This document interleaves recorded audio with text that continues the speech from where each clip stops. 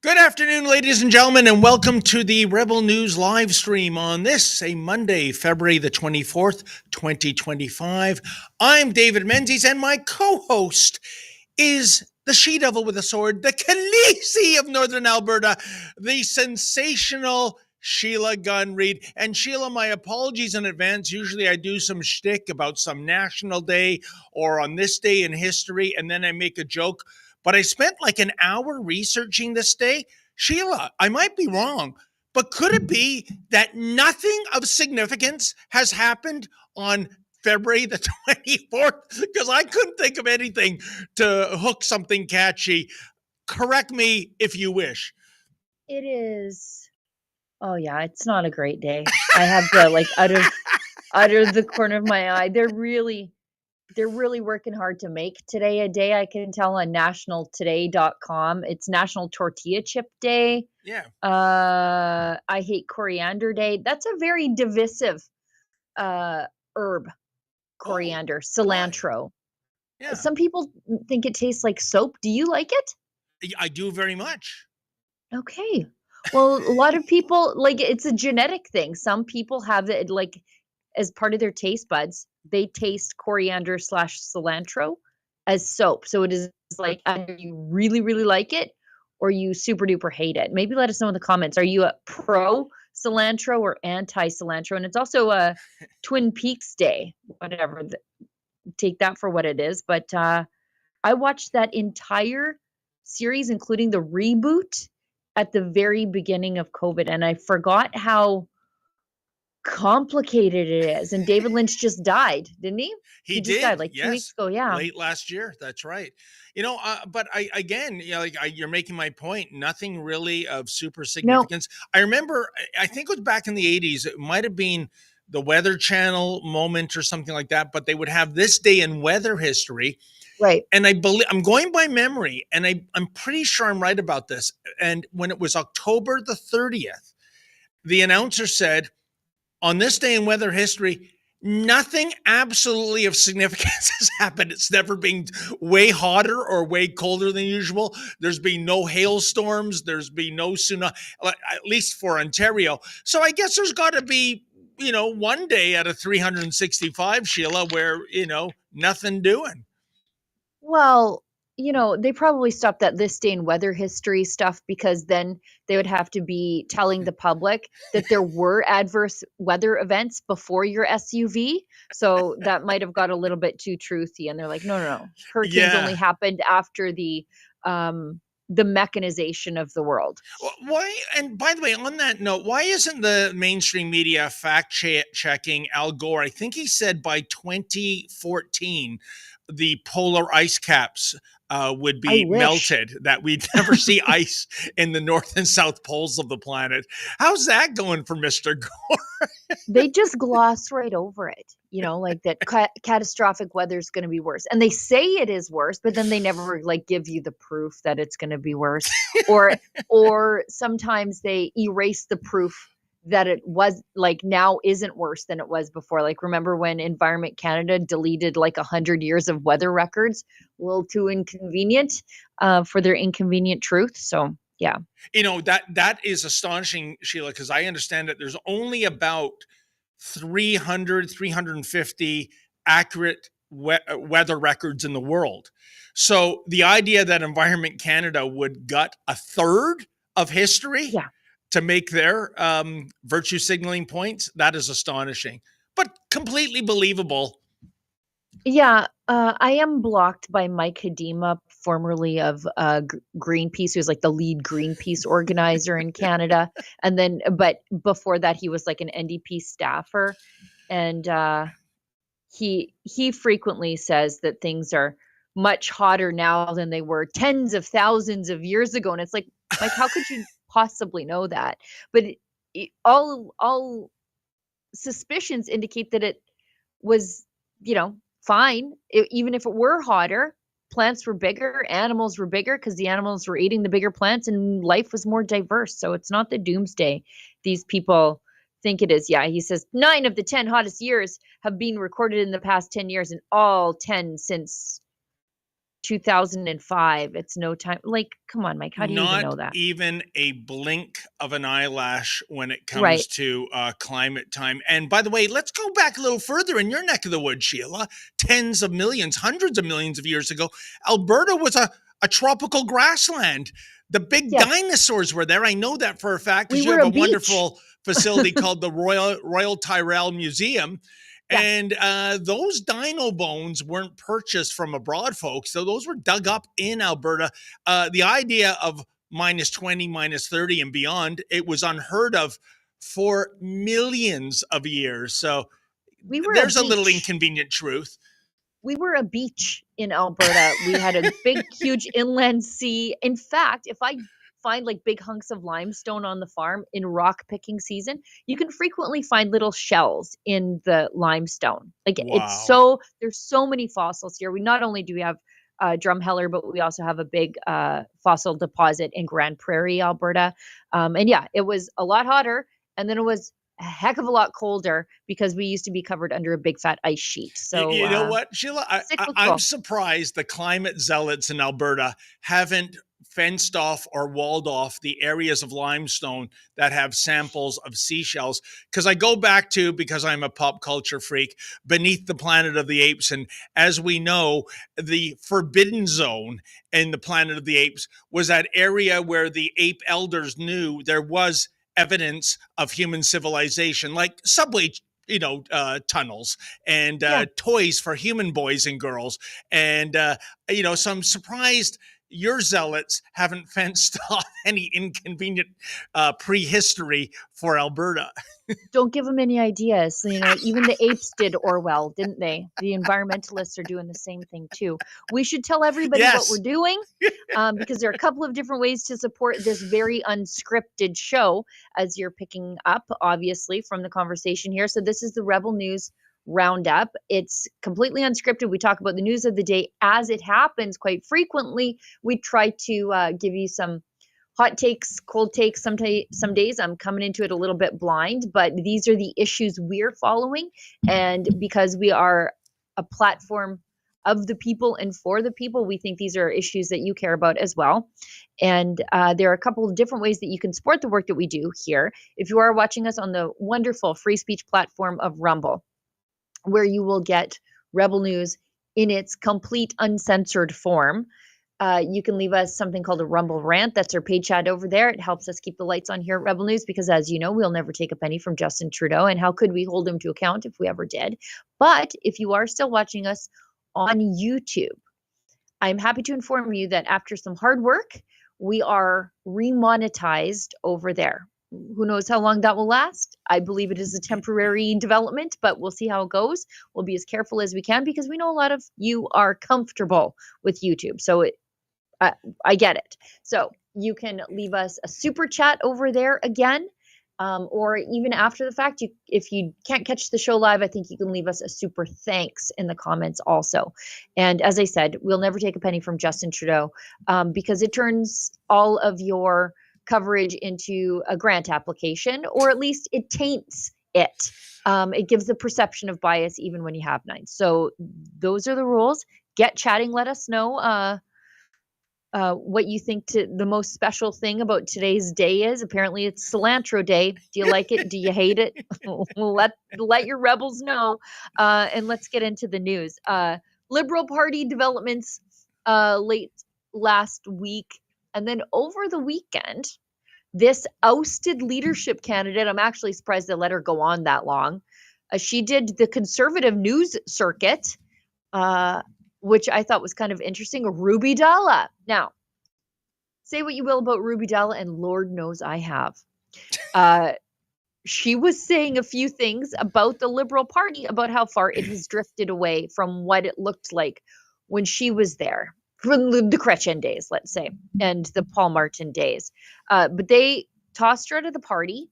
And I suppose this is what Justin Trudeau does with prickly women who grind against the establishment's choices in the Liberal Party. We saw what Justin Trudeau did with women who stood up to him. What's her face? Selena Caesar Chavanez Yes. and Jody Wilson-Raybould, tossed them out on their ear. And Dr. Philpott. Yeah, Jane Philpott. Again, I probably disagree with her on 99% of everything except for her criticisms of Justin Trudeau. Likewise with Jody Wilson-Raybould. Principled, but I feel like wrong on a lot of things. Mm-hmm. Ruby Dhalla, like I said, watch my video from Meet the Liberals about Ruby Dhalla. She's got a interesting backstory, but she was saying a lot of the right things to address the problems that Canadians are facing today. And if you want to lead the country, you probably want to be the person to address those problems.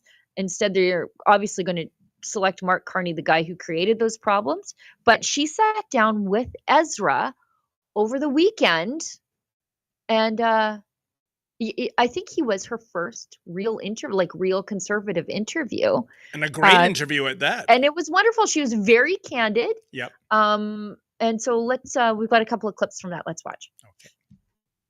I think there's an appetite for your style of shoot from the hip, call it like you see it. I think people like you. Some people remember you from your career as an MP, but I think a lot of people are saying, who's this? And I think they sort of wish you could finish the process. So what do you say to those thousands of people who have signed up at draftruby.com? Would you consider running either as an independent, maybe even, I don't know if you regard yourself as a fit for the Conservative Party? Would you consider appealing to get back in? Like, I think people want to see more of Ruby Dhalla and her fighting spirit. What do you say to them? Well, I am a fighter, so they can definitely count on that. And I think, as you said, Ezra, that during the campaign, I spoke about issues that are the need of the hour. And I think I was able to connect with so many Canadians across the country is because of the fact that I have not lived in the Ottawa bubble for the last 10 years as the other candidates did. I was the only candidate out of all five, of us that were in this leadership race that was not an advisor to the current administration, that was not a minister in Trudeau's cabinet, and neither was I member of parliament during those 10 years.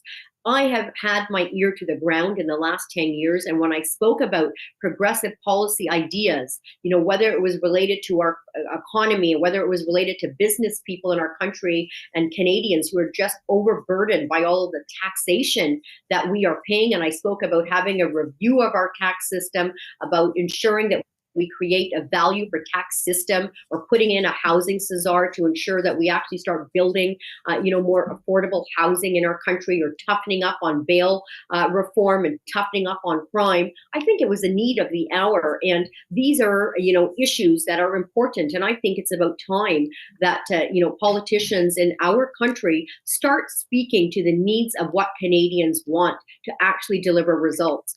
If the Liberal Party had been doing that over the last 10 years, our party going into this leadership race would not have been, so low in the polls. I was in this campaign for ensuring that we have a discussion, we have a debate about the future. But it's very clear the Liberal Party establishment felt threatened. They did not want me on that debate stage because I was the only one that was going to be aggressive, that was the only one that was going to actually question, Mark Carney on his abilities to be able to deliver for Canadians. And I was going to be the only individual who was going to talk about issues that are impacting Canadians and Canadian families. Well, Sheila, I think it's becoming more and more apparent, isn't it, that this is a coronation of Mark Carney. We don't need, when I say we, I mean the Liberal Party of Canada, they don't need any, muckrakers stirring up trouble on the debate stage and being a contrarian to Mark Carney. And here's the thing, at the end of the day, and, I know Ezra and Ruby Dhalla, and by the way, thumbs up for Ruby Dhalla for parking any kind of rebel derangement syndrome, assuming she ever had any, and coming on and doing a great, honest... Yeah, after I did like a not nice video about her past. There you go. She's still... Way to go, Sheila. I just wanted people to meet the Liberals. And I did mention her stance on immigration in that video and how it actually has changed since when she was in government. But good for her for being open-minded enough to talk to the new media in this country, because I think the new media is taking over and you can't shut them out. But even on that issue, she is so far away from what the Liberals have been like the last 10 years. And she is right to point out, she would be the only Liberal on the stage who's not responsible for the mess that we're in. She would be not making that Kamala Harris appeal where, oh, things are bad, you guys are suffering, let me fix it. And you're like, but you did this. Why didn't you fix it when you were in power? She would be the only Liberal who could say, I had nothing to do with this mess. Let me save you from yourselves, Liberal Party. No, Sheila, a couple of points. One is, and I know Ezra and Ruby touched upon this, that what happened to her, it's undemocratic, it's unfair, and it is. But you know what, folks? At the end of the day, guess what? A political party is just like a private club. they can do whatever they darn well please. Right. That's, and that's what a lot of people don't understand. It's just as though this is some private club saying it's only open to men who are 6'2" and green hair, and that's how they're going to run their club. But it just shows you the hypocrisy of the Liberal Party, that they're committed to fairness and democracy when they really aren't. And also on diversity, Sheila, the previous candidate, whose name I've already forgotten, correct me if I'm wrong, he was a brown candidate. Goodbye. Ruby Dhalla is obviously a female candidate. Goodbye. I thought this was the party that was the champion of visible minorities and females. And honestly, Ruby's got kind of a good story if you get past the whole nanny stuff and then the Bollywood video and then her championing diversity and increased immigration targets back in the day. You know what? And I'm willing to believe in redemption. I mean, look at Tulsi Gabbard, look at RFK, look at Trump himself was a Democrat. There are a lot of Republicans in power right now who used to be Democrats. So you know what? I'm willing to hear this stuff from Ruby. But if you look at just on the surface, forget all the other things I've said about Ruby Dhalla. If you look at her story on the surface, she's got a great story. Yep. She's from Winnipeg, children of immigrants, worked really hard. She's a businesswoman. She rose to the upper echelons of government in this country. If you believe in diversity, Ruby's your gal. But the Liberals don't actually believe in that. Remember, like just 3 weeks ago, Justin Trudeau lecturing the Americans on this was your time to pick a woman of color to lead your country, and yet you didn't. And here the Liberals cooking up allegations against Ruby to kick her out. And even if the allegations against Ruby are true, and I haven't seen any evidence that they are or aren't, one of them was foreign interference. Well, they keep signing the nomination papers of Han Dong, and the guy was fined 2 weeks ago or last week $500 because of problems in the nomination from outside foreign meddling. So even if that were true, they keep signing off on Han Dong. Parm Baines, by the way, was the recipient of foreign interference in a beneficial way when it targeted Kenny Chiu. We know all of that was whipped up on WeChat. They keep signing his nomination papers. So what's the problem with Ruby? Indeed. And, the other point that you made, Sheila, and I want to echo it, is that how new media is now in vogue. Here is a diehard Liberal reaching out to our beloved boss man, Ezra Levant, and giving a no-holds-barred interview with Rebel News. And just last Thursday, I was invited with open arms yet again to another Pierre Poilievre presser, in which the Q&A session was secluded to, like, 4 out of the 5 journalists, myself included, were independent media. The exception was Radio-Canada. CBC. And Sheila, CBC was there. Global was CBC there. CBC is Radio-Canada. So they can't even whine about this. CBC is Radio-Canada. Yeah, but it is the French service. And I believe in terms of defunding CBC, Radio-Canada is not part of that. I stand to be corrected. But Global, CTV, CBC, they were there. And Sheila, oh my God, the conniption these reporters were having. One yelled out, I have to clean it up for family broadcast, "This is effing bullshit," and he used a full F-bomb. The other one, the reporter from Global, Nathaniel Dove, between every question, he kept yelling, "Why aren't you taking questions from all of us?" Oh, well, you know what? How does it feel? I mean, look welcome to the jungle, Nate. Welcome. We've got fun and games. Yeah, these people, bunch of hypocrites. They can either be idiots who didn't know or hypocrites on the issue of the free press. And I guess it's the dealer's choice, because either way, they're the bad guy. 100%. And when the CTV guy interviewed me outside the venue, Sheila, he's saying, so if I get you straight, this is a measure of retribution for you that mainstream media are being excluded. I said, no. I said, I'm a free speech absolutist. I want everyone to have their questions entertained. But 2 things for you, Mr. CTV.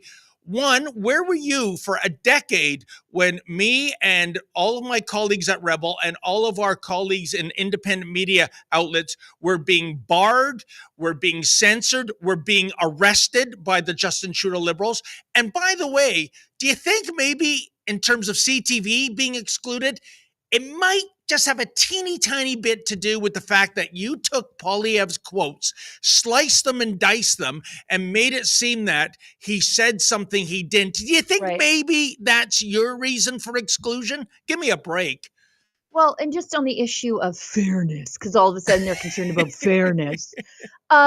You guys have exclusive access to the parliamentary precinct because the cabal of corporate welfare queens in the mainstream media keep having witch trials to keep us out. So if you've got exclusive access there, let's just serve as a counterbalance on the outside, unless you want to let us into the parliamentary press gallery, and then it's a free-for-all on either side. But we don't make the rules. They are making the rules. So if you get exclusive access on the parliamentary precinct where we cannot go anywhere near politicians to ask them questions, then to make it fair, we'll just run the outside world. How's that? Yeah. And so many of them, Sheila, will respond to me, oh, I wasn't aware of that. You weren't aware of it. How could you not be aware of it? Yeah. Like I said, you can be an idiot or a hypocrite. You get to choose.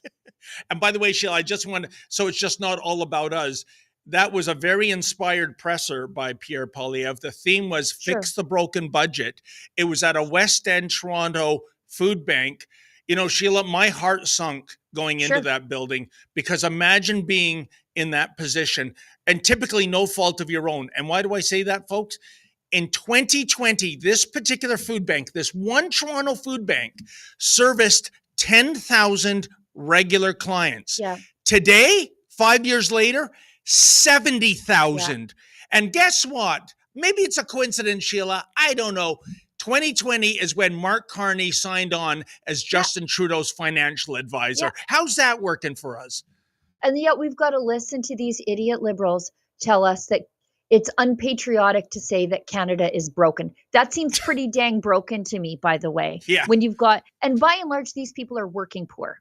These are not unemployed people. Yep. These are working poor who cannot get by thanks to Justin Trudeau / Mark Carney's inflationary policies. And when I say that, I don't just mean government overspending. I mean taxes, and I also mean immigration, which causes housing inflation, and infrastructure inflation, and healthcare inflation.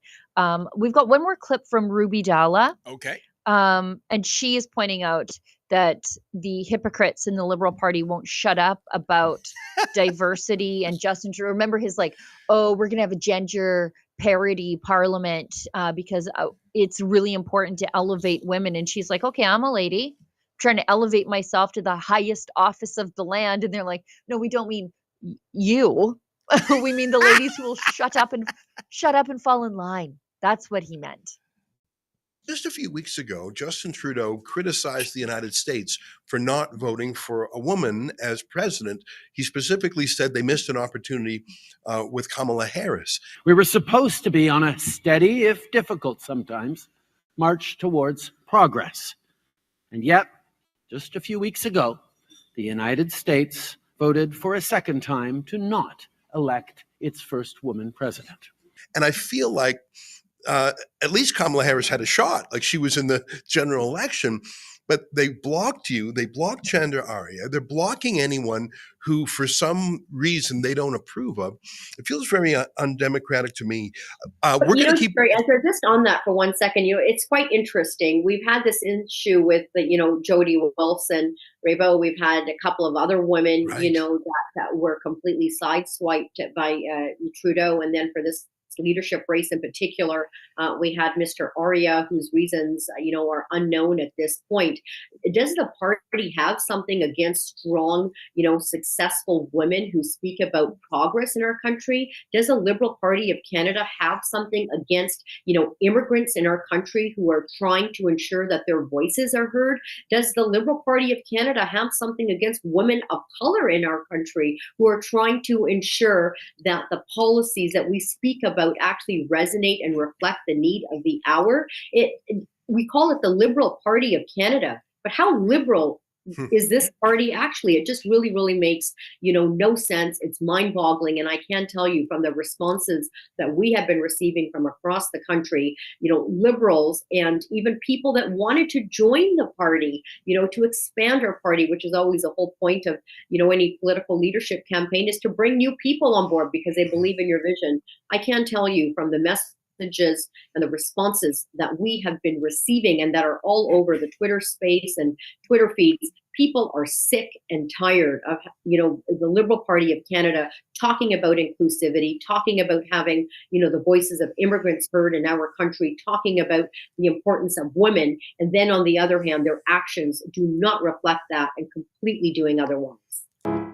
Oh, Sheila, so bang on. I mean, if we want to play identity politics bingo, well, let's check out our bingo card. Ruby Dhalla is a woman. Ruby Dhalla is a person of color.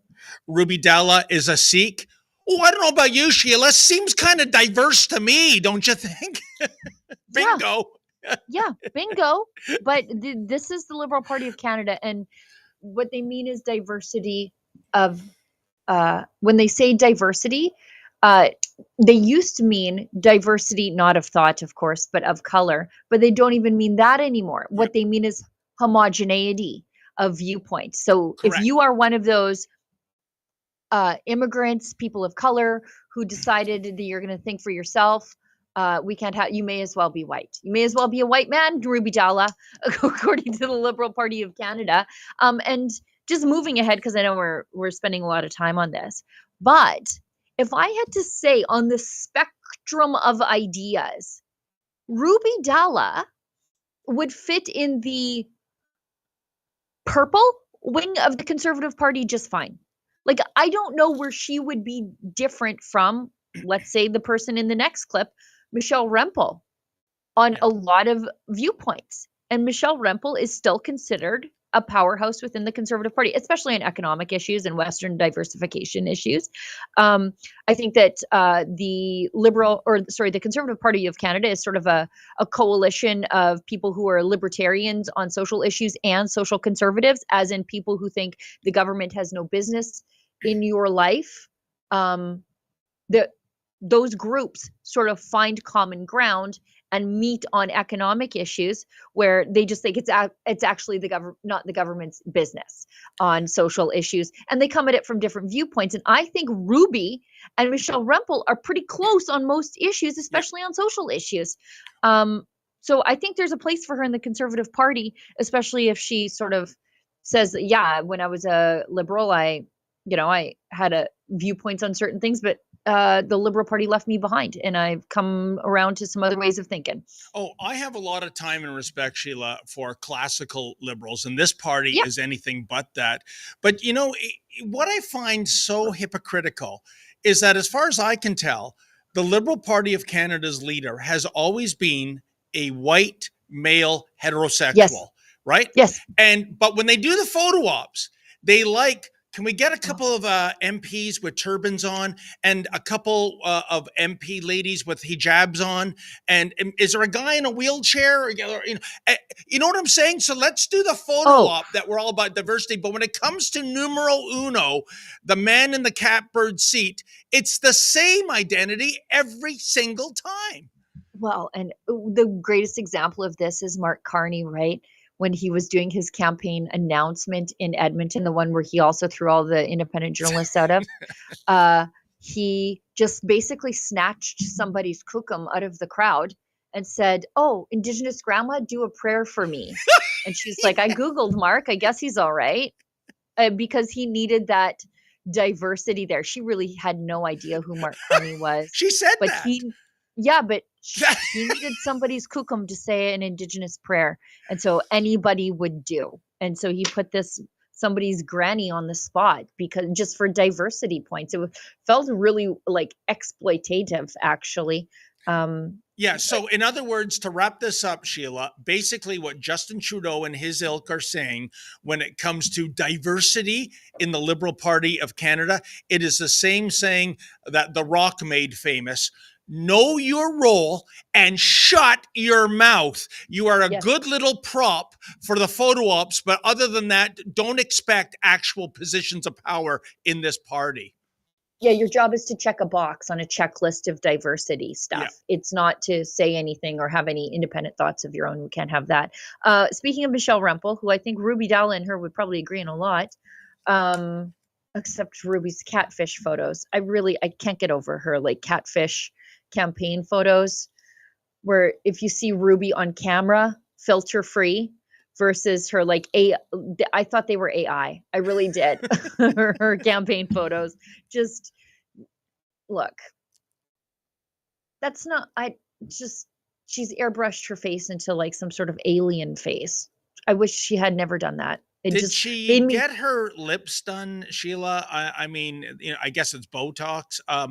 Because I'm getting a Starcy Daisy vibe from 90 Day Fiance. And I just want to tell all women out there, speaking for men, I don't know one single man in my circle who says, I want giant lips on a woman.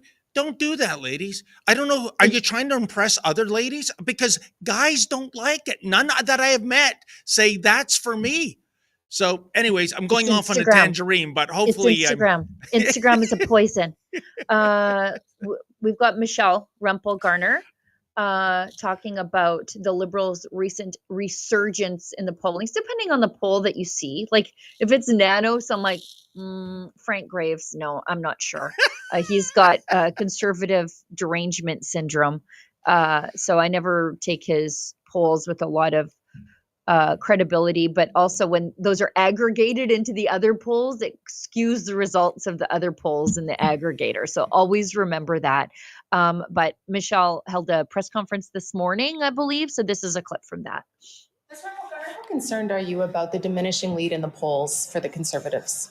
I think that what I hear when I'm out canvassing people in my community is a lot of distrust with the Liberal government. And I also think, frankly, that the numbers that I've seen are numbers that Stephen Harper won a majority government with. And I think that the plans that Conservative Party leader Pierre Poilievre have put out, not just in recent weeks, but over the last year to axe the tax, fix the budget, stop the crime, and build the homes, they resonate with Canadians because those are the issues that people are facing right now. So I am, very confident that after the Liberals come out of hiding, we should be in Parliament right now. They're in hiding, right? They prorogued Parliament because they lost the trust of Canadians and didn't want to be subject to scrutiny.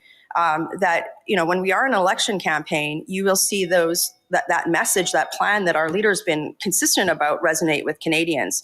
But, I think that, again, these are questions that Mark Carney should be answering right now too, right? And this is why we're out today saying that on some of these key issues, again, the Liberals are just trying to dupe Canadians into forgetting their record of the last 10 years.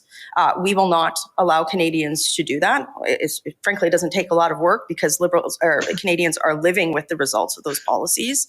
And again, I just think that the plans that we've put forward are resonating with Canadians because they're compassionate and they strike to the heart of things like affordability for groceries. So Sheila, this is the question, is it not? Are Canadians that easily dupable, if that's a word, or are these polls showing that the Liberals are now breathing down the Poilievre Conservatives' necks? Are they completely bogus? Are they push polls? What say you? I think it's 6 of one, half a dozen of the other. Unfortunately, really? I think there are some Canadians who are they accept that Justin Trudeau has been rightfully villainized, but they are not connecting that Mark Carney was the dude dumping those bad ideas into the empty vessel he calls a head.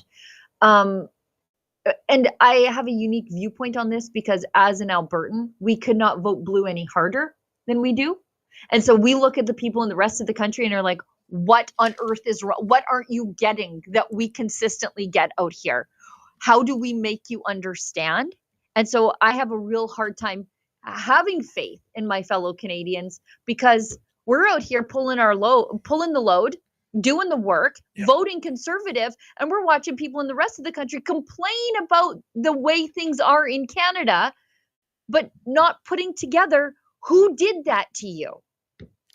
Well, Sheila, I literally in the upcoming election have skin in the game. I have a bet with our good friend Joe Warmington of the Toronto Sun, an MSM good guy out there, and it goes back Yep. almost 2 years now.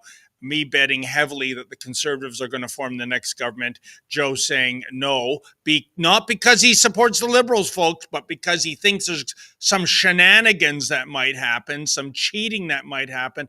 And it's a steak dinner at Jacob's. And if you don't know Toronto, Jacob's, the foodies say that is the only steakhouse in Toronto that could make it in Manhattan. It's that good. The downside is it's more than a mortgage payment to buy a steak dinner there. So I really don't want to lose this bet, Sheila. Wow.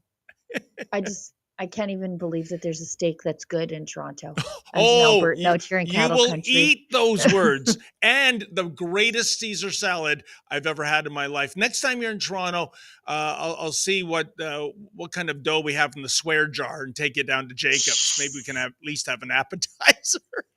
Let's do one more clip from Rempel Garner, and then we'll hit an ad break, do a chat, and then we'll continue into Trump Trudeau and the ongoing soap opera there.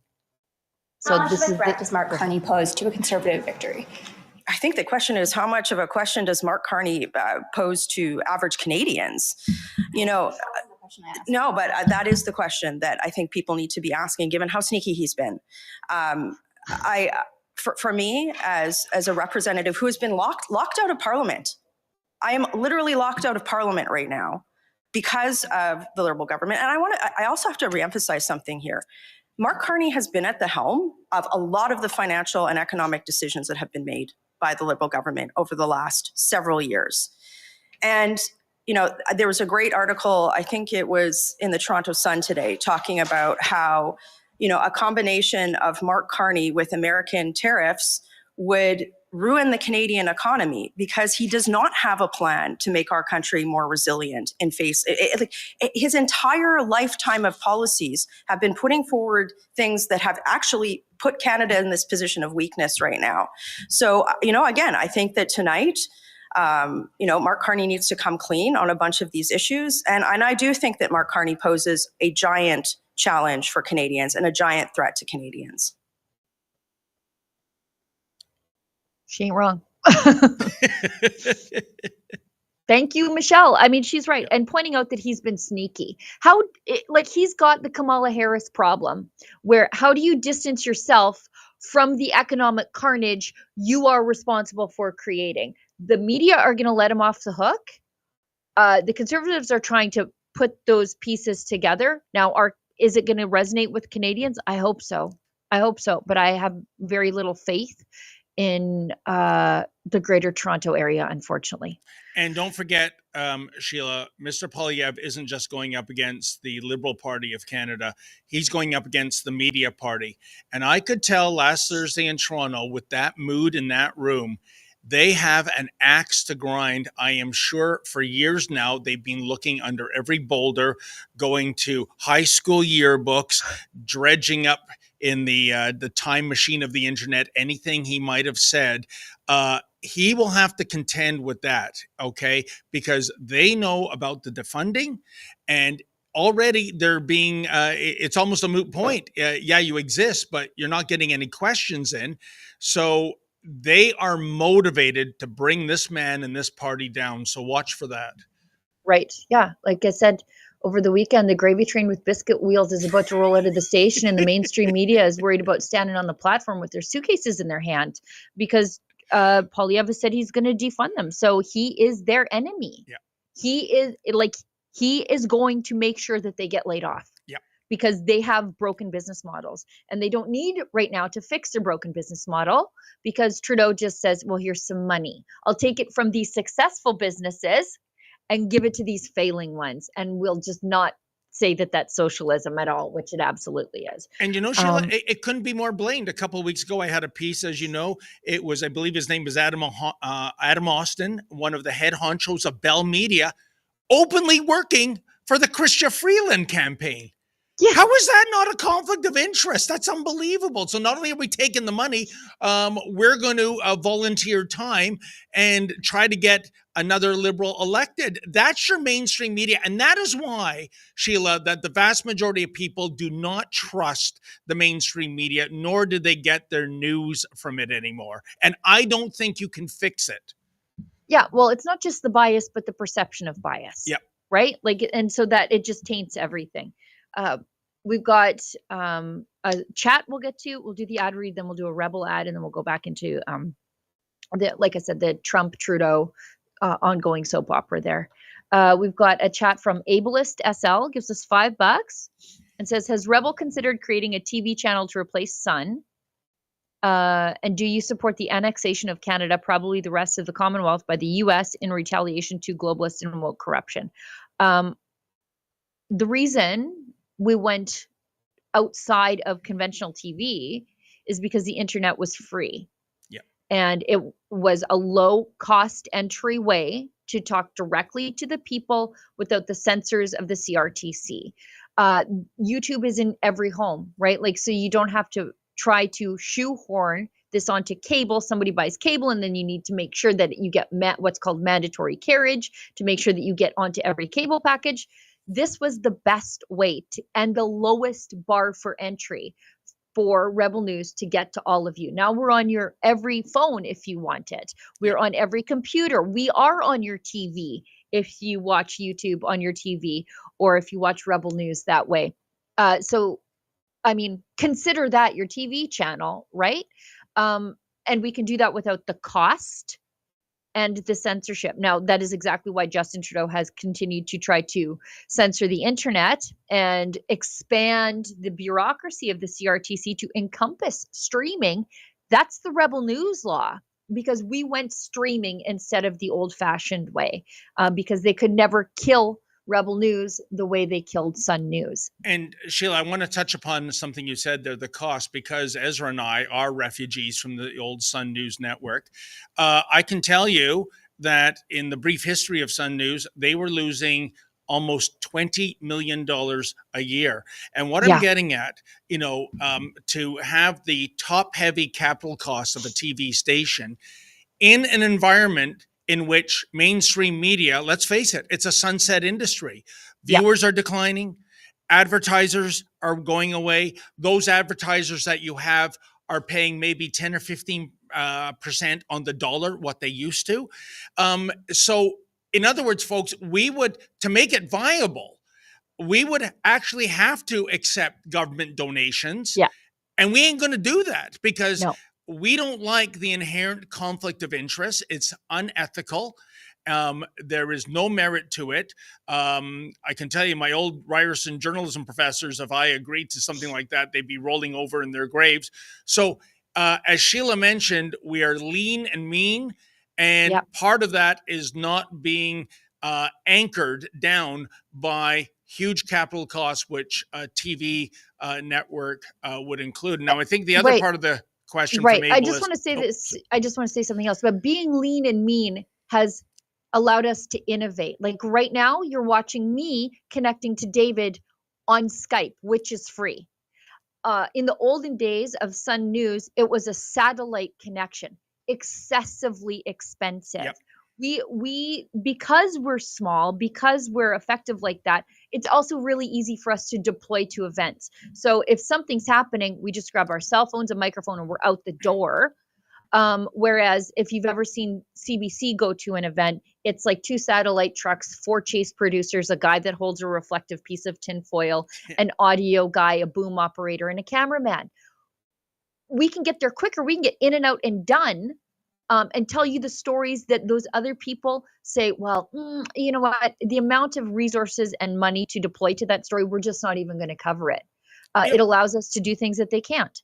And Sheila, let's not forget how technology has advanced the cause of independent media, citizen journalists. Sheila, I don't understand when I go to these pressers and CTV and Global and CBC, they're all there. And these poor cameramen, I kind of feel sorry for them. That thing must weigh 40, 50 pounds.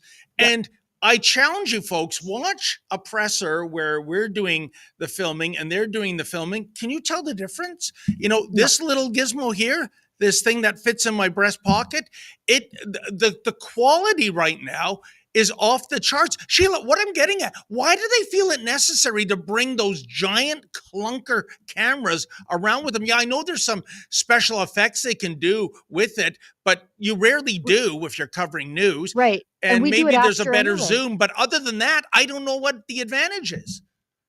It's because they can't. It's because Justin Trudeau is giving them money to hold that overpriced thing on their shoulders. I think those things are like $250,000. I think at one time that like $100,000 easily, like Yeah. that my $1,700 Samsung phone can do just as good a job, if not better, particularly in low light. Like it's just so crazy. But moving on from that, the second point that ableist mentioned was, do you support the annexation of Canada, probably the rest of the Commonwealth, by the US in retaliation to globalist and woke corruption? Nope, I don't. Because annexation doesn't give the people a say. That's why I'm anti-invasion in Ukraine. People deserve a say in what happens to them. And what you're proposing doesn't give anybody a say. And by the way, do you think the Americans want a big pile of Democrat voters with Trump derangement? Like if they're going to take somebody, I don't think they should take the East. I just don't. I think it'll skew their electoral college in a terrible, terrible way. Well, Sheila, my thoughts on that. Listen, I'm as proud of a Canadian as anyone else is. I mean, I jumped out of my sofa when McDavid scored that overtime winner against the Americans, 100%. But, you know, I speak to a lot of people, and maybe they're saying it half jokingly, and maybe not. But the idea of yet another term under these Justin Trudeau Liberals, facing that prospect, and I think they're being sincere. They'd say, yeah, I'd rather be part of the United States of America under Donald Trump, where you see so many freedoms that we no longer have here in Canada under the blackface Liberals being entrenched and coming back. And, you know, I've always said, Sheila, I think Donald Trump, who subscribes to the art of the deal, no, I don't want to see an invasion or an annexation naturally. If you want reciprocity, if you want Canadians to join as the 51st state, and by the way, that has to change. It's got to be 13 new states, okay? Because the idea of one state in the union being bigger than the entire other 50 is preposterous. And really, what does Quebec have to do with Alberta? But the art of the deal here, Sheila, is if Trump says, Canadians, you join up, Canadian money at par. So you exchange a Canadian $100 bill and you get a US $100 bill back. Your net worth just went up by about 35%. Yeah, I guess I'm going to be a Yankee Doodle dandy after all, Sheila Gunry. Yeah, you know what? It doesn't even have to be 13 new states. I mean, Alberta and Saskatchewan will do just fine together. We'll be just fine. But yeah, I just, the idea of annexation is just so anti-democratic. I could never support that. Let's go to, and by the way, treating the idea that people would like something different for Canada, whatever that might look like, as a fringe idea is completely ridiculous. 1 in 3 Albertans right now are like, yeah, they gave me my money straight across. Sure. And if you want someone who will be the biggest driver of separatism in the West, just elect Mark Carney the next Prime Minister. He'll light a fire I don't think anybody can put out. Mark Carney, Justin Trudeau, Sheila. I recall the old ABC laundry detergent ad from the early 70s, of course, before your time. Don't rub it in. But basically, ABC was the bargain brand compared to the national brand leaders like Tide.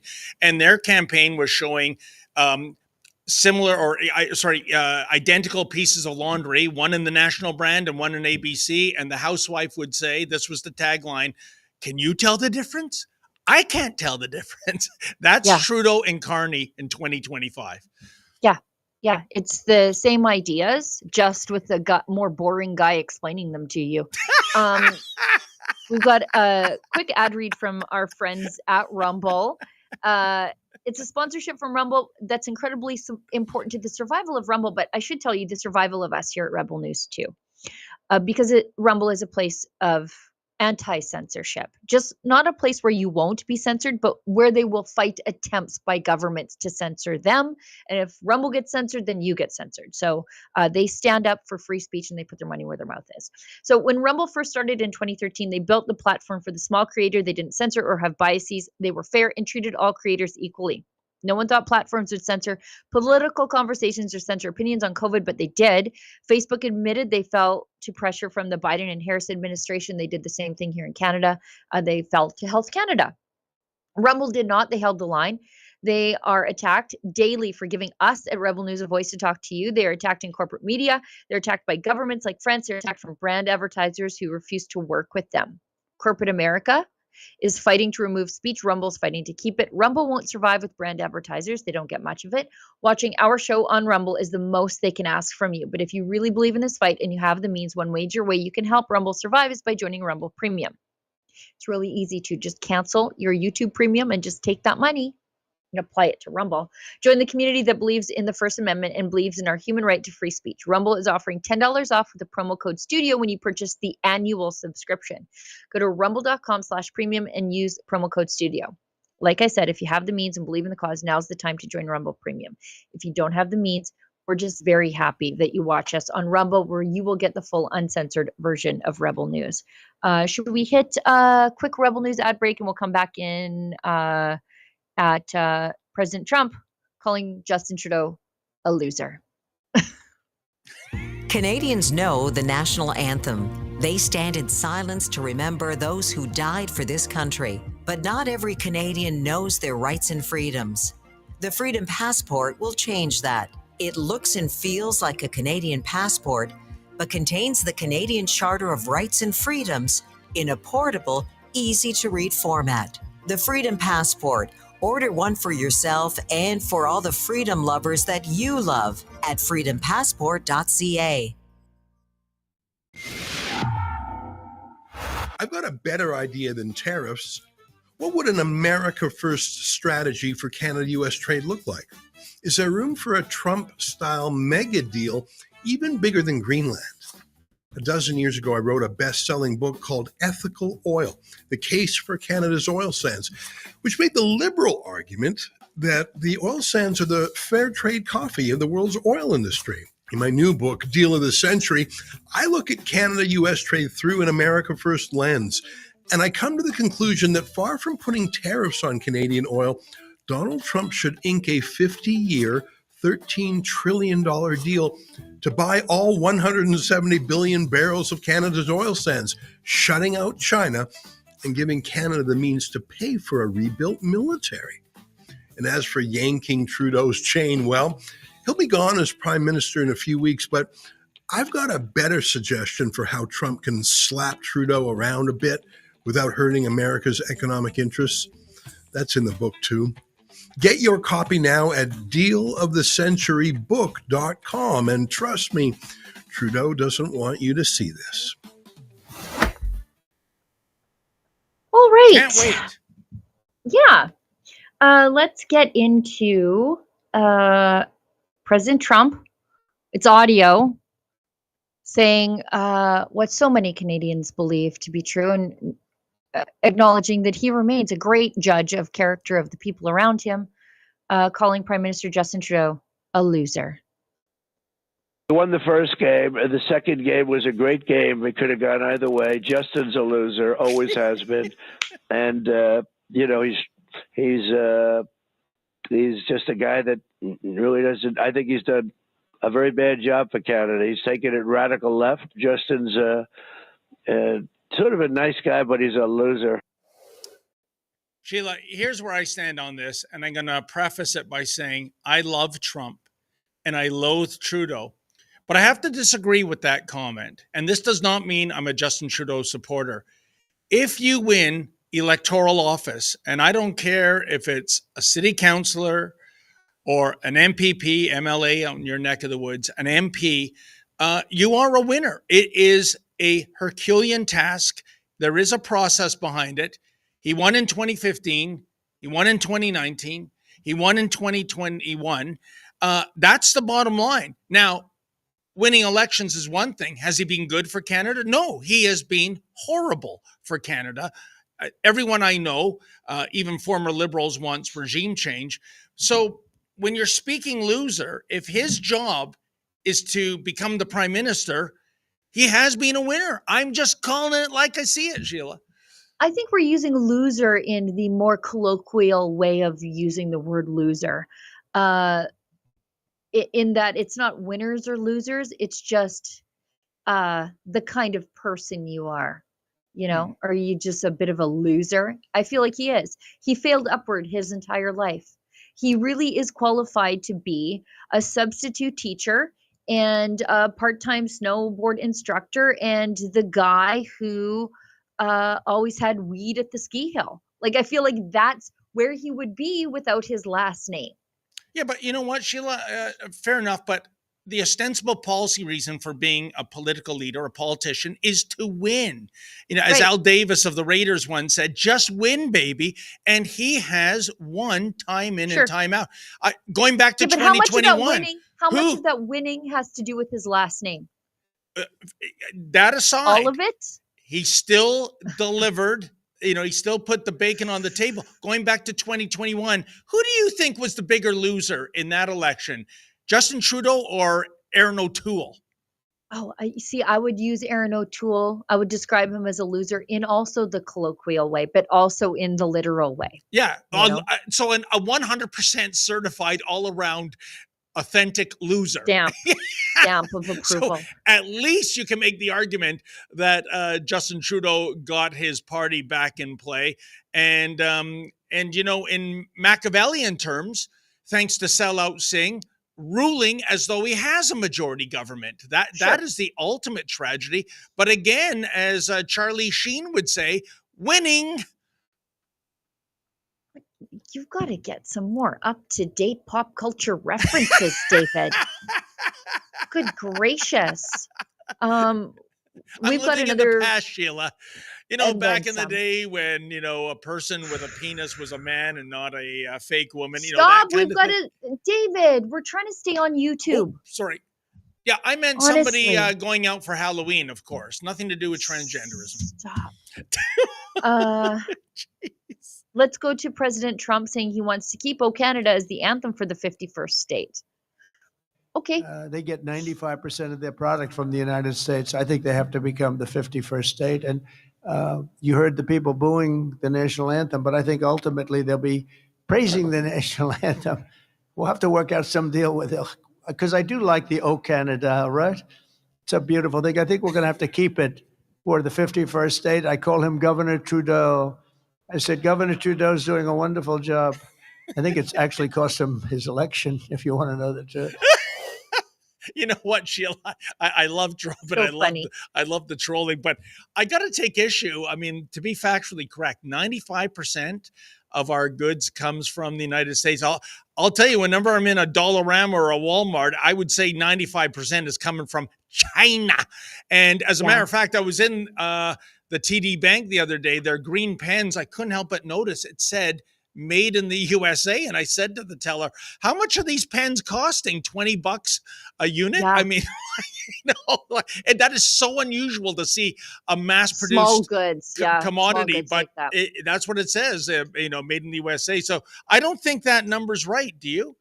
I don't think it's right either. But the whole point of that speech was just to ambitiously troll Justin Trudeau.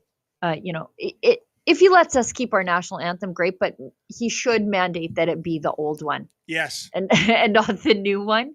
I was looking up state mottos the other day because I'm like, I hope they let us keep our own out here in Alberta, because of course ours is the best. It's Fortis et Liber, so strong and free. I think the only other motto that I would appreciate just as much, I think, is the New Hampshire one. It's like live free or die. Yeah, and don't mess with Texas. But the worst one has to be Oklahoma is okay. I mean, Sheila, okay, if you went to a movie, I said, how'd you like the show, Sheila? And you go, oh, it was okay. That's not an endorsement. I'm looking. That can't be the official. No, it used to be. No, I'm telling you, type in Oklahoma is okay. That was on their license plates at one point. Okay. But they're like official, they're Latin state motto. Okay. Oh, I The see. Oklahoma state motto, my Latin's not good, although I'm doing it on Duolingo so that I can appreciate Latin mass more. Labor omnia vincit, labor conquers all things. That feels slightly Stalinistic, but also probably accurate when you have a place like Oklahoma where the whole place is built with like hard work and determination. So I wish that I didn't have the strong Soviet association with that. Yeah, and you gotta love these slogans too, because I'll never forget. In 1983, I went to Michigan for the first time, and the very first car we saw on the highway, it was this giant land yacht, Lincoln Continental Mark V or Mark VI. Hard to believe it's a two-door coupe. I mean, it's the size of a battleship. And the bumper sticker I saw, this is what I love about Americans. They wear their opinions on their sleeves. The day they outlaw handguns is the day I become an outlaw. Yeah, so even though he was going under the speed limit in the passing lane, do you think I was honking my horn or flashing my headlights at this guy, Sheila Gunn Reid? No, because I know what's in the glove box. You know what I'm saying? Hawaii's state motto is like an entire paragraph. Anyways, I've completely derailed the show with my nonsense. Let's keep going. Justin Trudeau is sending, this irritates me to no end. So just remember, this is the Prime Minister who said Canadian veterans are asking for more than he's willing to give. Yep. We have a crisis of recruitment, but also retention. Our veterans are being told, have you considered doing your civic duty and dying instead of trying to get access to care through Veterans Affairs? And yet, Prime Minister Justin Trudeau is pledging 25 more LAVs, that's light armored vehicles, and a grant to boost energy security. We're just trying to build a pipeline in Canada, but he's giving them energy security money, and $5 billion in cash from frozen Russian assets. But I know, we all know, there is more work to do. That is why I am announcing Canada will be providing 25 more LAV-3 infantry fighting vehicles to Ukraine. We will be delivering 2 armored combat support vehicles, which Ukrainian forces will be trained on shortly in Germany. Landing systems for F-16s were delivered just 2 months ago, and 4 F-16 flight simulators will be provided in the coming months. And that's on top of the millions of additional rounds of ammunition, components for drone cameras, and first aid kits. We're also dispersing the first installment of the $5 billion in assistance to Ukraine funded through revenues from frozen Russian assets, along with providing a grant to help Ukraine maintain its energy security in the wake of consistent, reckless attacks by Russia on Ukrainian energy infrastructure. Those frozen Russian assets, that must mean that a big jet at Pearson Airport, you can see it from the road, Sheila. It's been there for 3 years. I don't know anything about airplane mechanics, but if you let something just sit there for 3 years without ever firing up the engines, is it still flyable at this point? I think it is bad. I know it's bad for cars. But in addition to that, on the way into Rebel News World headquarters, I heard on the radio that Justin Trudeau is open to the idea of Canadian boots on the ground in Ukraine in a peacekeeping role. I'm not okay with that, Sheila. And I'll tell you where I want Canadian boots right now, folks. It's in the city of Toronto to help them dig out. 25 years ago, Mel Lastman called in the army to dig Toronto out. Toronto is now into week 2 of a 3-week snow removal process. Why not put the soldiers to work? But anyway, Sheila, how do you feel about that? Canadians going, Canadian military personnel that is going to Ukraine. They're already stationed in Latvia. By the way, I want to just remind everybody that our troops stationed in Latvia face an embarrassing gear shortage. Oh, That's yes, the I remember headline that. from the CBC. Buying their own helmets, their flak jackets, ear protection. There's reports of them buying their own MREs. We've had them sharing sleeping bags, like not two in a sleeping bag, but ones that are on deployment. You take my sleeping bag. I won't have that as part of my kit back home. This is a disgrace that we're better equipping the Ukrainian military than the Canadian soldiers who are willing to give their lives in defense of Canadian ideals. I don't want Canadian soldiers deployed to Ukraine. I'd love them to come home and deploy here in Canada, perhaps to the border, to help stave off some of those tariffs that are coming our way if we don't deal with our border. This just shows that Justin Trudeau has all kinds of money for every virtue signaling thing on the face of the planet, except when it comes to protecting Canadians, both economically and physically, from the threat of gangs, guns, and drugs. Sheila, how does this even happen? Can you explain that to me? We have procurement processes. So if we have 140,000 soldiers, let's say, then that means we need Anita Anand was in charge. That's how it happened. But I mean, like, it's basic math. How many troops do we have? Well, this is how many sleeping bags and backpacks and guns. They're 40 years old, too. Like, they're 40 years old, used through multiple wars and deployments. That it's disgusting. There's so much better technology with regard to cold weather gear, and we're giving them stuff from like the Vietnam era to deploy. It's crazy, but we're giving billions of dollars to Ukraine, who, by the way, had the gall to announce to the rest of us, these are not loans. Yeah. Thank you for the grants. The gall of Zelensky to change the terms on some of these countries. I don't even anticipate that Justin Trudeau ever thought that we would ever be repaid. But I know there are countries out there who thought they were being repaid. And Zelensky's like, no, thank you very much for the money. It was a grant. Imagine doing that to the bank. So we have to think, a regular person. So Sheila, we have to think of the unspoken strategy, because you'd never see Justin Trudeau talking about this if it was giving money and troops and whatnot to Israel, which is fighting a war on three fronts. So my hypothesis is that there is a large Canadian-Ukrainian community in our country, and he's pandering to them for votes. Right, but they all vote conservative anyway. They're all out here on the prairies, going to church and voting conservative. So I don't know what he thinks he's doing. I know plenty of Ukrainian people of Ukrainian descent, because of where I'm from. The phone book is full of names that end in Y and I.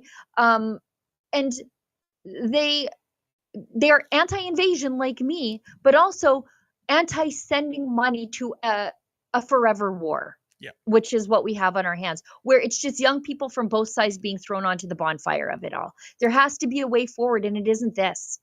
Yeah, there really are a lot of Ukrainians in Alberta. When I started my career, such as it is in Alberta in 1985, I needed to find a men's hockey team to play for. There was a tiny little village. I don't know if you ever heard of it, Sheila. It's called Murnum. And I joined a hockey team called the Murnum Marksmen.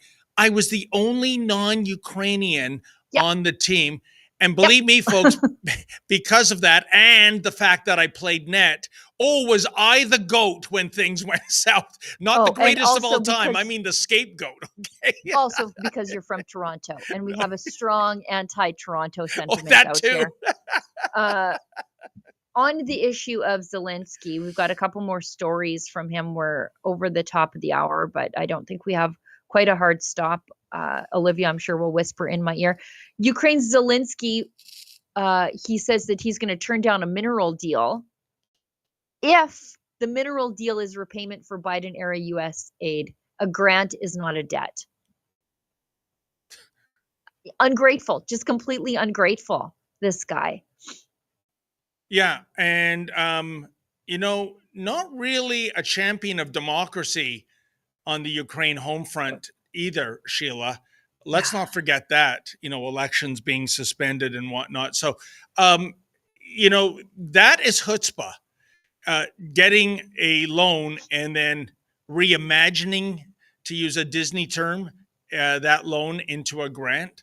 I'm sorry. I think if Trump, even without Zelensky, can broker a deal, and I think it's simply going to be two things. Ukraine cannot join NATO. No way, no how. And there are certain territories of Ukraine that are going to be surrendered back to Russia, which have a large Russian population in those territories. And then you're going to get peace. And I know it's going to be kind of a bittersweet deal, but it beats this never-ending war, doesn't it, Sheila? Yeah. I mean, this cannot go on forever. We're 3 years in, I think today, or Correct. or right around. Yep. This cannot go on forever. The article from the New York Post says President Trump has been demanding such a pact, so a minerals for repayment deal, but Ukraine has been pushing for new security guarantees or fresh military funding in exchange for its minerals. So, but Trump wants this to be backdated. So Zelensky says, I do not recognize that Kiev owes the U.S. even $100 billion.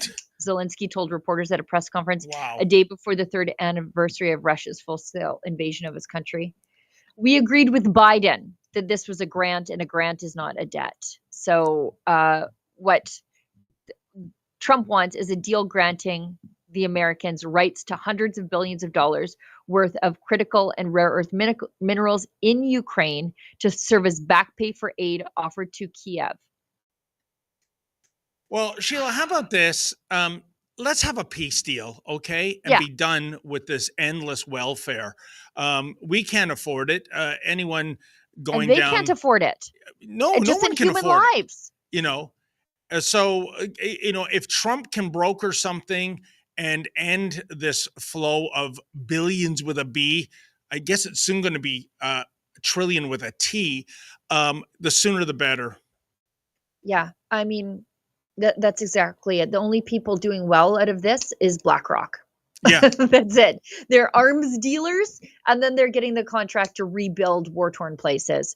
So they've got quite the business model there. They've closed the loop, haven't they, where they help create the war and then they help repair afterwards. Anyway. Oh, that Fink. Larry Fink. Truth in advertising. Yes. This from the Daily Mail. Zelensky says he would step down if it guaranteed peace in Ukraine.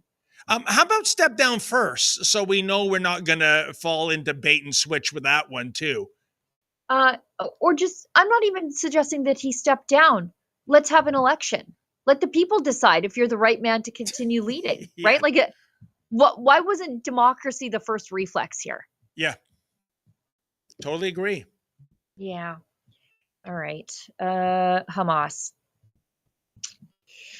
David, you can pick the Hamas stories. Oh, all right then. I'm just going through my notes, Sheila, as we speak. Actually, you know what? Let's go to the video from our friend Leviathan. Oh, I see. Yes, in front of Union Station. Yep. This is a good one. Check it out, folks. Allahu Akbar, Allahu Akbar.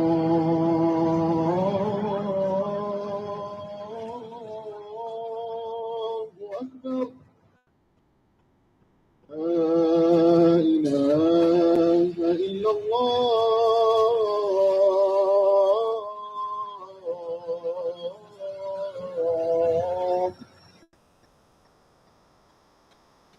الله أكبر الله أكبر أشهد أن لا إله إلا الله أشهد أن محمدا رسول الله حي على الصلاة.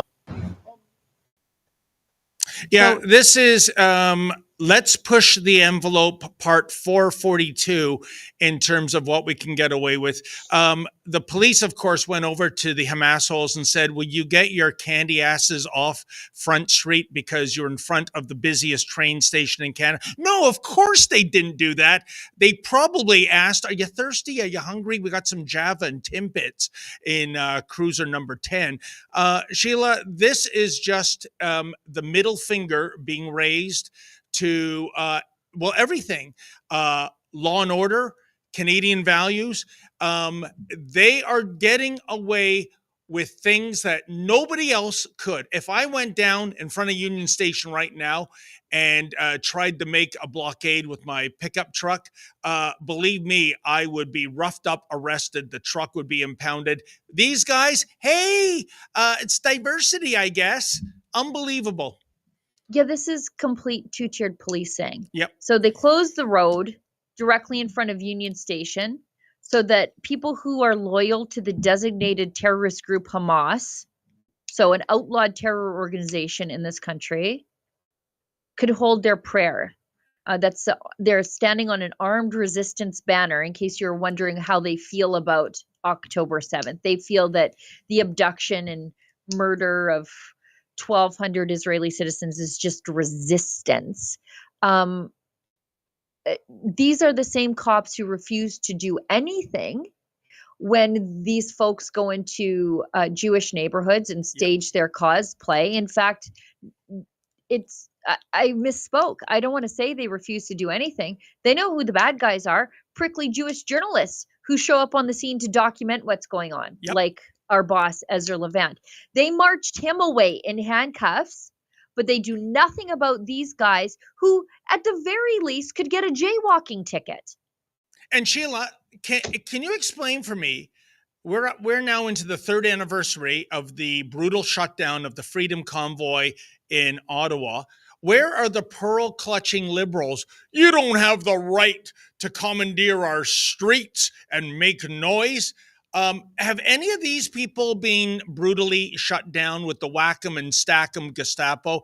Have any of these people had a cylinder shot into their thighs like our beloved colleague Alexa Laval? How about bank accounts? Have any of these junior jihadis had their bank accounts frozen?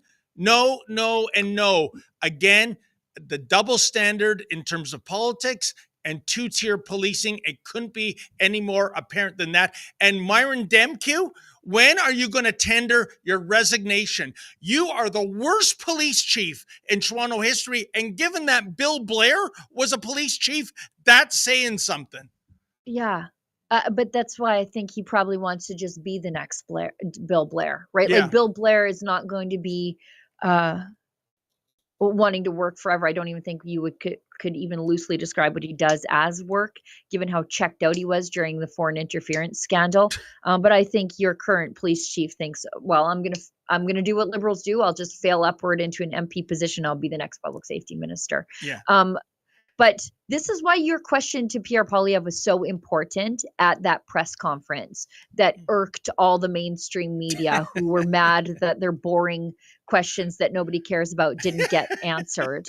You asked a question about support for designated terror groups. Would he outlaw that? And if that were outlawed, which was a Stephen Harper law, this stuff wouldn't be happening. Correct. The cops would be, you would say, go in and grab these guys, because not only are they blocking traffic, which, I mean, again, they're standing in a lane of traffic, go pick them up on a jaywalking ticket and inconvenience them that way.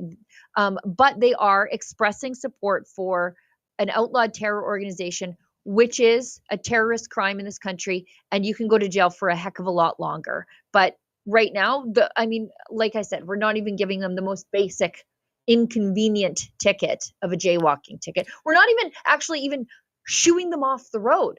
Like, they're not even saying like, okay, get out of here. They're not even doing that. They're like, okay, well, we'll just wait till they're done.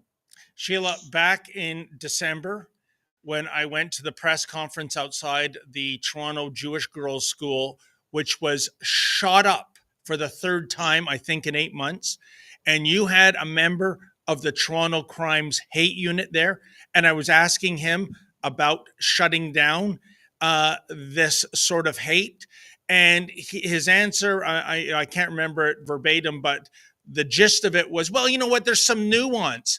Nuance? Chanting genocide? Displaying swastikas?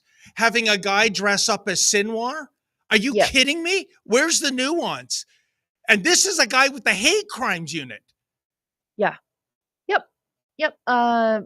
Hopefully this all changes after March, after the government falls. But I'm not even optimistic that the government is going to fall because Justin Trudeau is appointing parliamentary secretaries like it's going out of style, which means I think that they think that the government is going to avoid that confidence vote with the NDP. I'm inclined to believe they've already struck a deal with the NDP. So when do you think we're going to an election, Sheila? October. Because I've heard there is a way of punting the ball down the field yet another year from October. Oh, Karina Gould is already musing about it. Yeah. She's saying, well, this tariff stuff, which is exactly why the Liberals aren't actually all that concerned about resolving the tariff stuff, because it is useful for them to buy yet another year out from the election. Yeah. So she's already saying, oh, this tariff stuff, it's a national emergency. Okay, then go to work, lady. And well, quit proroguing Parliament and go back to work. It's such an emergency they would delay the election a year, but it is not such an emergency that they would unprorogue Parliament. Make it make sense. Well, Karina Gould truly is a loser. I mean, if you want evidence of that, folks, look at that fundraiser she had. I think there were 5 people in attendance at some bar. Not even Karina Gould was there. What does that tell you? But more importantly, Mark Carney last week said, if it means using the emergency's power to get his mandate through, he's going to use it. There's not even an emergency. There's not even a pandemic. He's already talking about, I'm ready to play that card.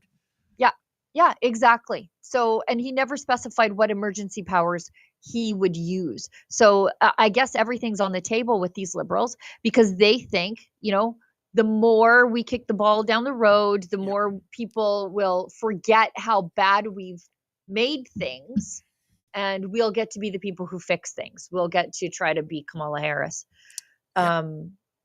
And as I said earlier, ABC laundry detergent slogan, can you tell the difference? I can't tell the difference. In fact, there might be a difference. Carney might actually be worse, and that's one hell of a benchmark to get over, given 10 years of vandalism to our nation.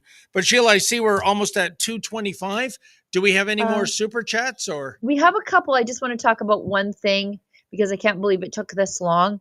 My muse, Randy Boissonnault, Pocahontas. Oh yes, this is good Cocaine news. Randy, Pocahontas. He has just been banned. His company has just been banned for 5 years. This Global Health Imports, or GHI, you'll hear it called.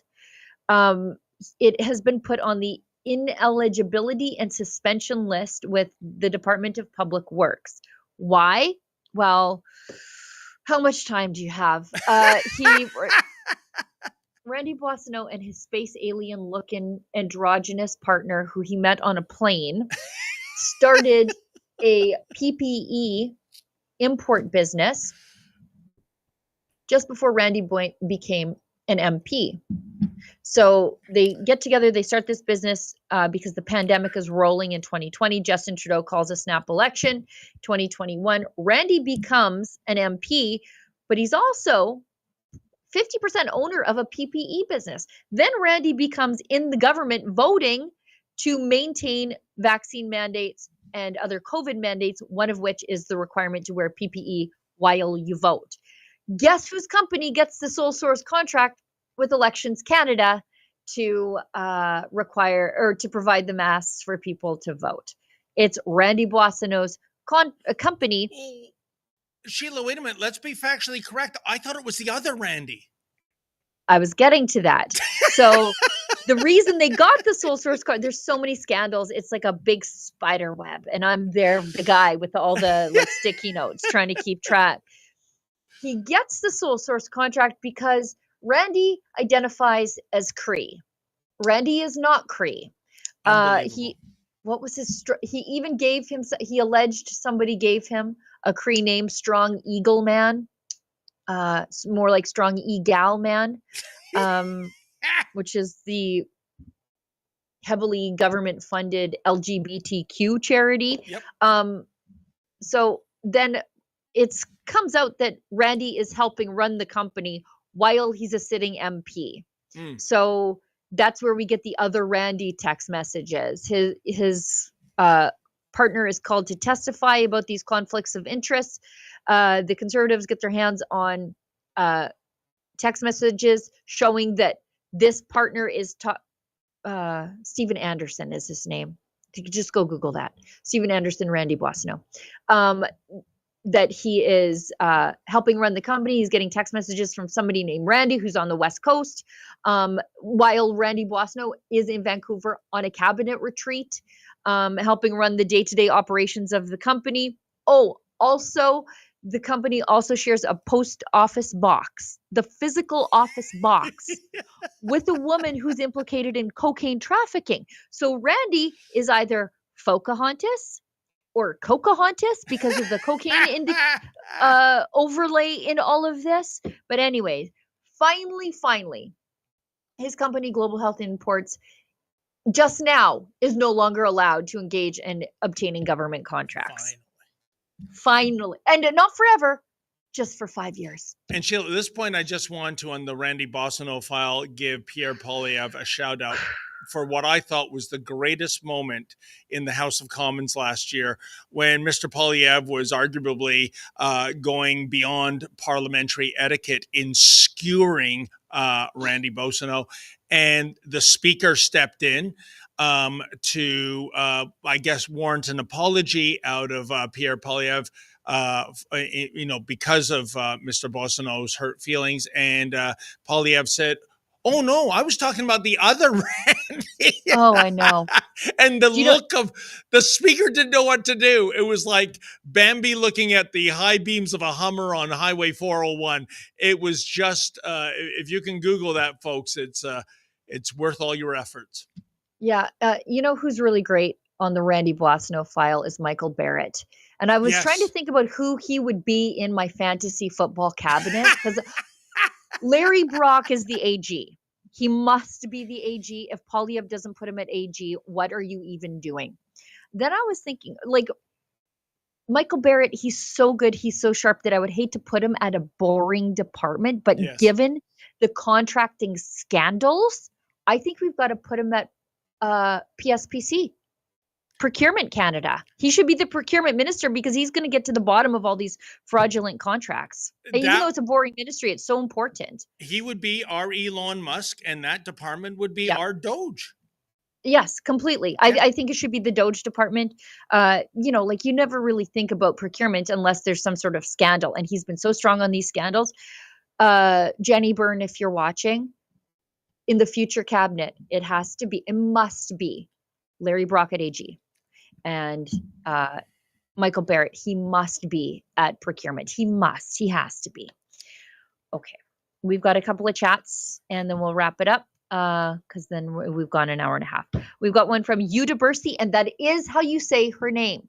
Oh no, we've got Guillotine Press. We'll do that one first. Okay. Sorry, I jumped the gun. Guillotine Press gives us $10 and said, and this is from YouTube. And he says, still monetized. Yay. Yeah, we'll see after a live stream with David. We'll see about tomorrow. Oh, no. Do I have to go into Ezra's office tomorrow and do that? Oh, please, Mr. Caballero, give me another chance. Yeah, you got to be Bobby Bittman in there. No, that was Johnny LaRue. Oh, that was Johnny LaRue. Yes. Anyway. No, it should be fine. I think I cut you off before you wandered too far into the danger zone. I have a YouTube memo to send to you. You must take 10 minutes. And could you it's please? Actually not even a memo. It's a video. Yeah. And please. In fairness, I've asked twice for it. Folks, at this news agency, I am the last one to know anything. I swear to God, I am the last. I'll be in the hallway and I hear people about, Menzies will be on the flight tomorrow morning. I go, what flight? Oh, yeah, don't you know you're going to Winnipeg? I mean, please inform me. Acknowledge me. You don't listen to the first half of the meetings, is what I think. Okay, we've got Udabersi gives us $5 and says regarding Trudeau. He doesn't have a clue what hard work is. Trump is right. He is a loser. Yeah. Well, you know what? I'll tell you, in the Department of not getting elected, the highest office in the land, or before that, an MP, what was he, Sheila? He was a part-time drama teacher. I think, was it true he was a bouncer? I know Justin Trudeau likes the box, but I just can't envision that. I don't see it. I know part-time drama teacher, snowboard instructor, debutante, but I don't know what else he was up to. Very little. A teacher at a private girls' school in Vancouver, which he had to resign from with a lawyer. Nothing fishy about that, Sheila? You know what? I have no proof, and if the proof were there, somebody would have found it. So there are a lot of rumors floating around, and no actual substantive proof. Somebody knows what happened, and I can tell you. Not to say that it's not out there, but anybody who's telling you these things has never produced any proof. So just not that we haven't tried, Sheila. As you know, myself and Lord our knows former we would. alumnus, Yep. Mr. Bexty, we went down to South Carolina to talk to that teacher that poses with Trudeau in that blackface Arabian Nights photo. And nobody's talking. I wonder why. Maybe they got paid off. Maybe they signed an NDA. I don't know. Well, somebody knows, Sheila. It's very unusual for a teacher to resign midterm, and it's even more unusual to come into the principal's office with your lawyer to give your resignation letter. You're telling me there's nothing fishy about that? That is not at all what I said. I didn't say there's nothing fishy. I just said we have to be careful about the things we say because we cannot rely on primary source documents here. I didn't say anything wrong. I'm just asking questions. Exactly. We're just asking questions. Okay, I think that's it. I think we're all caught up, Olivia. Is that right? So good to see you again, Sheila. Well, folks, thank you for tuning in. Thank you especially to those that made we got one more chat. Hang tight. I have to, now I kicked myself out of the live stream channel because I started working on my next task. Schmengi. Speaking of Second City.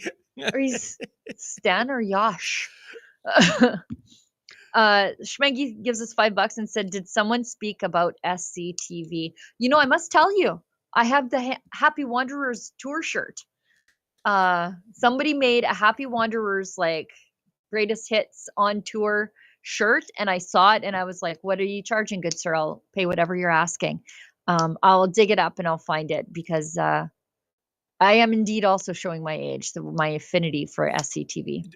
And you know what? But Sheila, that content never gets stale. It's like a fine wine that ages. If only Saturday Night Live could be 1% as funny as the SCTV in the 80s. And you know what? I'd like to educate the youngins, and I sent Lincoln a video clip. And the title was Us in 10 Years. And it was Johnny LaRue doing street beef on Christmas Eve. And it was filmed in Edmonton. And you know that because the vapor coming out of John Candy's mouth, it must have been minus 40. And the joke is nobody is around. And LaRue is running just to keep warm, going up to businesses that are all closed, of course, for Second City. But I won't spoil it for you. Johnny LaRue, via Santa Claus, gets his Christmas wish finally.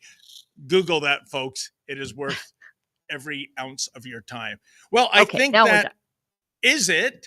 And I know Sheila's favorite character is Edith Prickly. I have my Edith Prickly glasses right here, right now. There you go. There's the proof in the proverbial pudding. Put them on, Sheila. They are prescription, but they are. I even have the leopard print on the side. This is the closest I could get to her horn rim leopard print glasses. Forget about leopard prints on the eyeglasses. You got to get leopard print. Everything, the pillbox hat. And the pillbox hat. That's just awesome. Okay, then. Well, folks, again, thank you so much for tuning in. A special thank you for everyone that gave a donation. It is how we keep the lights on here.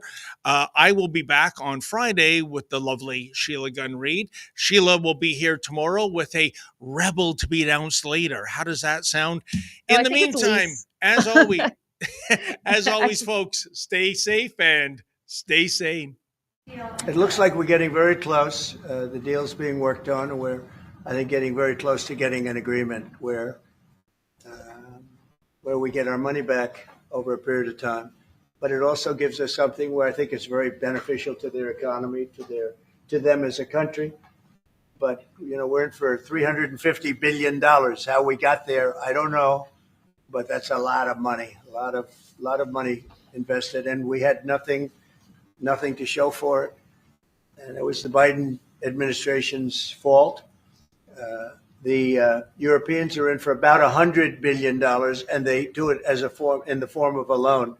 And the Europeans have been great on this issue. They understood it wasn't fair, and we were able to work something out. But with the Ukrainians, I think I can say that we're very close. Scott's around here someplace, and I think we can say that we're very, hi, Scott. I think we're very close. Do you have something to say about that, Scott? We are very close.